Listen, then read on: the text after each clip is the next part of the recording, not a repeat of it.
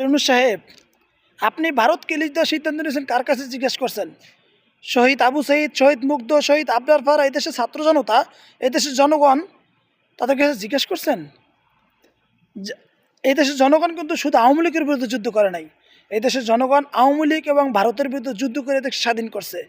ভারতের বিরুদ্ধে যুদ্ধ করে স্বাধীন করে আপনাকে চেয়ারে বসাইছে। আর আজকে আপনি তাদের উপর দিয়া, তাদের বুকের উপর পা রাইখা ভারতকে ইলিশ দেওয়ার সিদ্ধান্ত নিতেছেন।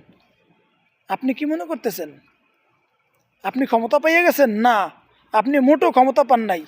যেই দেশের জনগণ ভারতকে এই দেশ থেকে খেদাইতে পারে, যেই দেশের জনগণ 15 বছরের স্বৈরশাসককে খেদাইতে পারে, আপনাকে তো তুড়ি দিয়ে উড়াই দিতে পারে। ঠিক আছে, আপনি কার কাছে জিজ্ঞেস করে রিলিজ দিতেছেন? আপনার কি বিবেক একটু বাজলো না? যে এই ভারত ছাত্রদের বুকের উপর গুলি করে নাচে খুশিতে আনন্দিত হয়, সেই ছাত্রদের জিজ্ঞেস করছেন আপনি?